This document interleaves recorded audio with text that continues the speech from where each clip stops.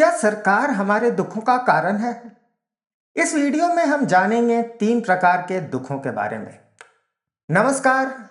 आज के इस वीडियो में हम भारतीय दर्शन के चश्मे से देश की वर्तमान राजनीतिक और आर्थिक स्थिति को समझने का प्रयास करते हैं। अक्सर जब हम राजनीति की बात करते हैं तो हम जीडीपी, चुनाव या नेताओं के भाषण में उलझ जाते हैं। लेकिन क्या आपने कभी सोचा है कि राजनीति का मूल उद्देश्य क्या है?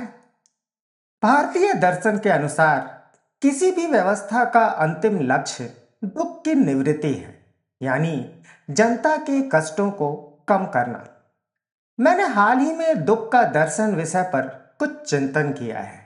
हमारे शास्त्रों में, विशेषकर सांख्य दर्शन में, दुखों को बहुत गहराई से समझा गया है। आज हम उसी प्राचीन ज्ञान को आधार बनाकर यह देखेंगे कि कैसे 2026 के भारत में एक आम नागरिक का दुख केवल उसका निजी दुख नहीं है, बल्कि एक सिस्टम द्वारा दिया गया घाव है। हम बात करेंगे 3 प्रकार के दुखों की।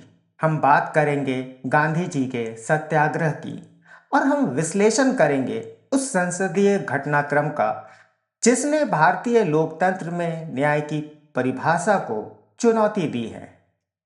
यह चर्चा थोड़ी गंभीर होगी क्योंकि विषय हमारे और आपके अस्तित्व से जुड़ा है। विषय की गहराई में जाने से पहले हमें यह समझना होगा कि दुख आखिर है क्या। भारतीय ऋषियों ने इसे 3 श्रेणियों में बांटा है, जिसे हम त्रिविध ताप कहते हैं। इसे समझना आज की राजनीति को समझने के लिए बेहद जरूरी है। पहला, आध्यात्मिक दुख।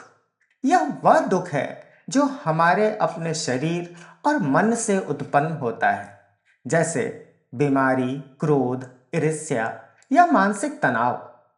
आज के दौर में देखें तो बेरोजगारी और अनिश्चितता के कारण जो डिप्रेशन युवाओं में है, वह इसी श्रेणी में आता है। हालांकि इसका कारण बाहरी हो सकता है, लेकिन पीड़ा आंतरिक है। दूसरा है आधि दैविक दुख। यह वह दुख है जो दैवीय शक्तियों या प्रकृति द्वारा हमें दिया जाता है। बाढ़, सूखा, भूकंप या महामारी। जब सरकार अपनी सारी नाकामियों के लिए परिस्थितियों को जिम्मेदार मानती है, तो वे अक्सर इसे इसी श्रेणी में डालने की कोशिश करते हैं कि यह तो दैवीय आपदा है, इसमें हम क्या कर सकते हैं। लेकिन तीसरा और सबसे महत्वपूर्ण दुख जिस पर आज हमारी चर्चा केंद्रित है, वह है आधि भौतिक दुख। यह वह दुख है जो दूसरे प्राणियों या भौतिक जगत से मिलता है। एक सांप का काटना आधि भौतिक दुख है। एक चोर का चोरी करना आधि भौतिक दुख है। और मेरी समझ से जब एक सरकार अपनी नीतियों से जनता को पीड़ा देती है, तो वह आधि भौतिक दुख का ही सबसे बड़ा रूप होता है। लेकिन आज स्थिति क्या है? आज राज्य ही इन दुखों का स्रोत बन गया है। जब नीतियां चंद पूंजीपतियों के मुनाफे के लिए बनाई जाती है, तो वह आम आदमी के लिए आधी भौतिक दुख बन जाती है। अब सवाल उठता है कि इस दुख से मुक्ति कैसे मिले? यहां पर न्याय की अवधारणा आती है। प्राचीन भारत में राजा का धर्म था प्रजा को इन दुखों से बचाना। अगर राजा ऐसा नहीं करता था तो उसे अधर्मी माना जाता था। आज लोकतंत्र में राजा का स्थान चुनी हुई सरकार ने ले लिया है। संविधान ने सरकार को यह शक्ति इसलिए दी है ताकि वह संसाधनों का उचित वितरण करे और न्याय सुनिश्चित करे। लेकिन आज हम क्या देख रहे हैं? जिस आर्थिक संकट का जिक्र इकोनॉमिक सर्वे में देखने को मिला, उसका कोई निदान वित्त मंत्री के भाषण में नजर नहीं आया। ऐसा लगता है कि न्याय की परिभाषा बदल गई है। न्याय का अर्थ था कमजोरों की रक्षा, लेकिन आज न्याय का अर्थ हो गया है शक्तिशाली का संरक्षण। जब हम भारत की वर्तमान स्थिति को देखते हैं तो पाते हैं कि कानून का प्रयोग न्याय देने के लिए कम और विरोध को कुचलने के लिए ज्यादा हो रहा है। आज हम भारत के लोग सिर्फ इसलिए कष्ट नहीं झेल रहे कि देश की अर्थव्यवस्था संकट में है, बल्कि हमारे सामने आपदा ही यही है कि जितना संसाधन हमारे पास है उसका प्रबंधन हम भारत के लोग नहीं कर पा रहे हैं। आधिकारिक आंकड़ों के अनुसार भारत में एक सामान्य आदमी दिन का 314 रुपया कमाता है, मतलब महीना का 9,420। एक ढंग की किराए वाली छत भी 15-20 हजार से कम में नहीं आती। और इधर देश के धनपतियों के पास इतना पैसा है कि 4-5 हजार करोड़ तो बस शादी में खर्च कर देते हैं। अगर भारत के हर आदमी को इस एक दिन का खर्चा बांट दिया गया होता तो सबके अकाउंट में 35-35 रुपए आ गए होते। प्रधानमंत्री गरीब कल्याण अन्न योजना में अगर सरकारी आंकड़ों के आधार पर ही हिसाब लगाया जाए तो प्रति व्यक्ति प्रतिदिन मात्र 7 रुपए सरकार खर्च कर रही है। एक दिन की शादी में देश के सारे गरीब 5 दिन भोजन करते। यह मजाक नहीं, यह लोकतंत्र का आईना है। कभी सोचा है ऐसा क्यों हो रहा है? क्योंकि जब सत्ता का उद्देश्य केवल सत्ता में बने रहना हो जाता है तब जनता का कल्याण प्राथमिकता नहीं बचती। सरकार अपनी असफलताओं को छिपाने के लिए कभी वैश्विक राजनीति तो कभी जनता को ही दोषी बताती है। वे कहते हैं कि आप मेहनत नहीं कर रहे इसलिए गरीब हैं। यह तर्क अपने आप में एक अन्याय है। यह समझना जरूरी है कि राज्य एक आवश्यक बुराई, नेसेसरी एविल नहीं, बल्कि एक आवश्यक रक्षक होनी चाहिए। लेकिन जब रक्षक ही भक्षक बन जाए तो बाढ़ ही खेत को खाने लगते हैं, और जब उस दुख की निवृत्ति नहीं होती तो हम जाएं कहां? यह एक बड़ा दार्शनिक और राजनीतिक प्रश्न है। जब न्याय के सभी रास्ते बंद हो जाए तब बचता क्या है? तब जन्म होता है सत्याग्रह का। गांधी जी का सत्याग्रह केवल अंग्रेजों के खिलाफ नहीं था, वह हर उस सत्ता के खिलाफ था जो सत्य और न्याय से विमुख हो चुकी है। सत्याग्रह का अर्थ है सत्य के प्रति आग्रह, यानी चाहे जितनी भी पीड़ा सहनी पड़े हम सत्य का साथ नहीं छोड़ेंगे। यह उस आदि भौतिक दुख का चरम है जिसे सत्ता तंत्र जनता के प्रतिनिधियों पर थोप रहा है। संसद जिसे लोकतंत्र का मंदिर कहा जाता है, वहां संवाद की जगह सन्नाटा या शोर ले ले तो समझ लेना चाहिए कि देश के शरीर में बीमारी गहरी हो चुकी है। यह केवल राजनीतिक दांवपेच नहीं है, यह एक नैतिक संकट है।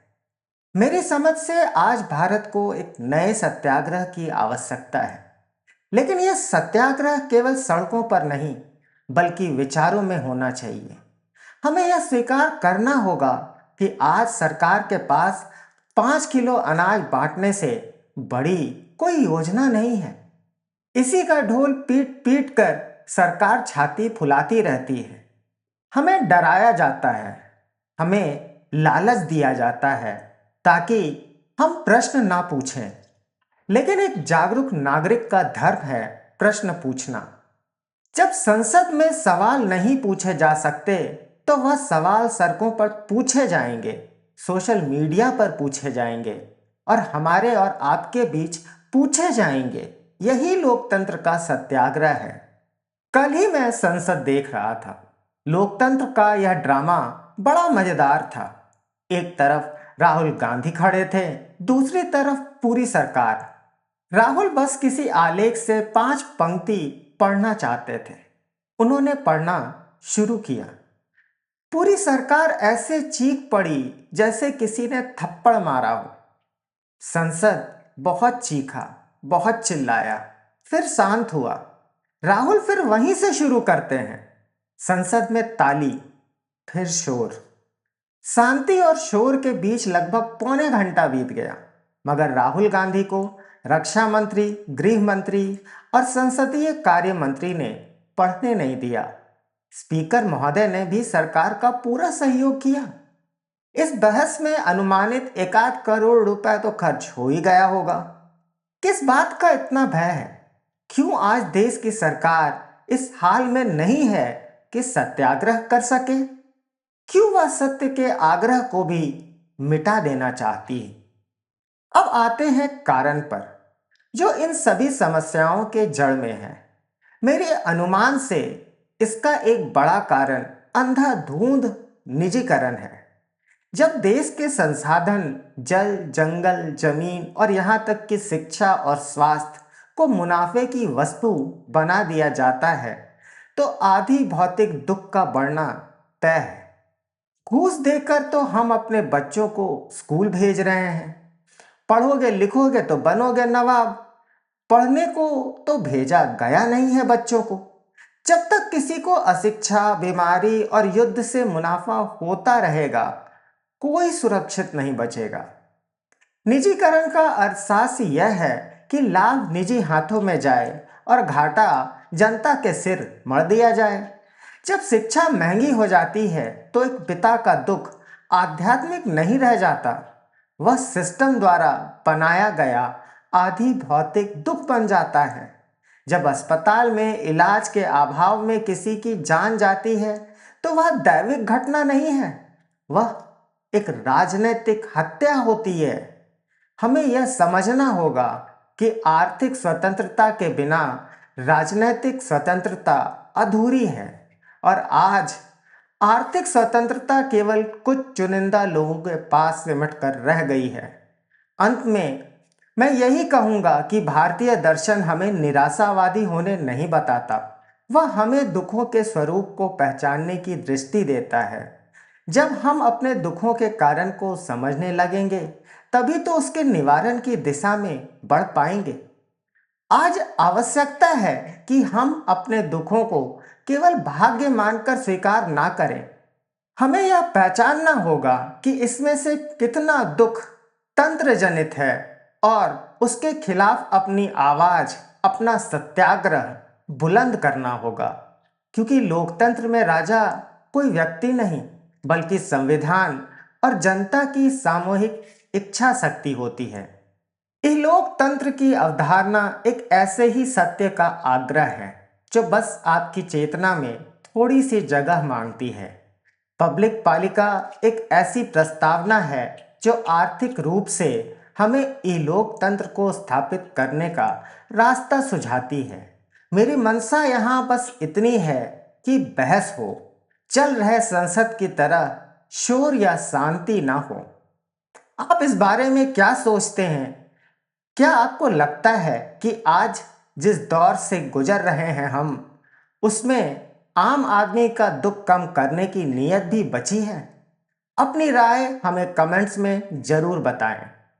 अगर आपको यह विश्लेषण तार्किक लगा हो तो इसे साझा करें। मिलते हैं अगले वीडियो में। धन्यवाद।